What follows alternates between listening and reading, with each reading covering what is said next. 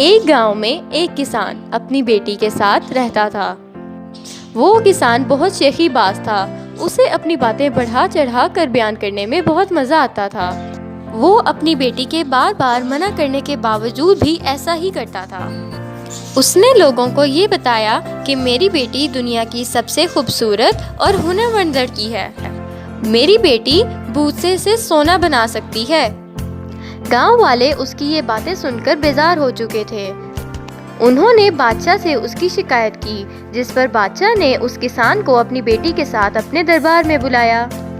बादशाह के सामने भी किसान अपनी बेटी की तारीफ को बढ़ा चढ़ा कर बयान कर रहा था कि मेरी बेटी वाकई भूसे से सोना बना सकती है।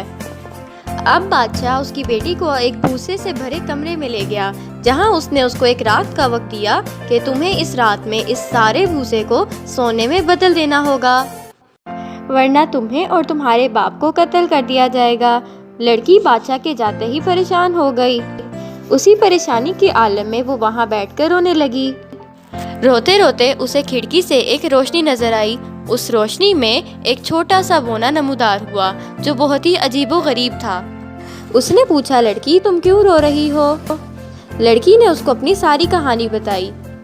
उस बोने ने कहा, अगर मैं तुम्हारी मदद करूं तो तुम्हें मुझे इसके बदले में कुछ देना होगा।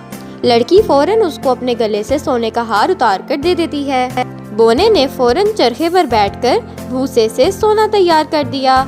बोना अपना काम खत्म करते ही वहाँ से गायब हो गया। अब बादशाह सुबह कमरे में आता है तो सोना देखकर हैरान रह जाता है। वो लड़की को आराम करने का कहता है। लड़की मुतमईन हो गई कि वो अपने बाप के साथ घर जा सकती है। अगले दिन बादशाह उसे फिर एक भूसे वाले कमरे में ले गया। वो कमरा पहले से बहुत बड़ा था। इस बार बादशाह ने लड़की से कहा, अगर तुम आज रात इस भूसे से सोना बना लोगी तो मैं तुमसे शादी कर लूँगा। लड़की खुश होने के बजाय परेशान हो गई। वो फिर से रोना शुरू हो जाती है। आधी रात गुजरने के बाद वो बोना फिर नमूदार होता है। इस बार वो बोना फिर मदद के बदले में कुछ मांगता है। लड़की के पास देने के लिए कुछ नहीं होता और वो रोने लगती है। बोना उस लड़की को रोते हुए देखकर उसके सामने एक अजीबोगरीब शर्त रख देता है कि जब तुम्हारी पहली औलाद होगी वो तुम मुझे दे दोगी। लड़की बगैर सोचे समझे हाँ कर देती है। बोना फौरन से भूसे से सोना बनाकर गायब हो जाता है। अगले दिन बादशाह सोना देखकर बहुत खुश हुआ और वो अपने वादे के मुताबिक उस लड़की से शादी कर ली। 1 साल के बाद उनके यहाँ एक लड़की होती है। एक दिन मलिका महल में अपनी बच्ची के साथ खेल रही होती है कि वो बोना फिर से वहाँ पर नमूदार हुआ और मलिका को उसका वादा याद कराया। मलिका रोते हुए बोने से कहती है कि तुम मेरे बच्चे को छोड़ दो, मैं तुम्हें अपने बच्चे के बजाय दुनिया का सारा खजाना दूंगी। बोना कुछ देर सोचने के बाद मलिका से कहता है, ठीक है, मैं तुम्हें 3 दिन का वक्त देता हूँ। अगर तुमने मेरा नाम बता दिया तो मैं तुम्हारे बच्चे को छोड़ दूंगा।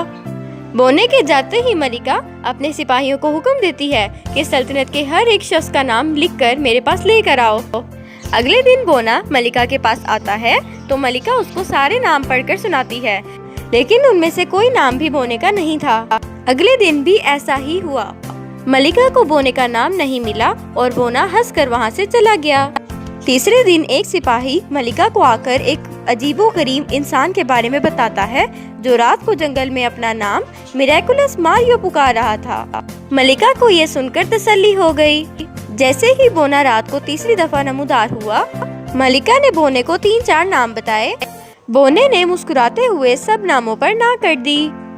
आखिर में मलिका ने बोने को मिरेकुलस मारियो के नाम से पुकारकर हैरान कर दिया। बोने ने अपना नाम सुनते ही गुस्से से अपना पाँव जमीन पर पटका और जमीन के अंदर हमेशा हमेशा के लिए गायब हो गया। अब मलिका खुशी खुशी अपनी बच्ची के साथ रहने लग गई।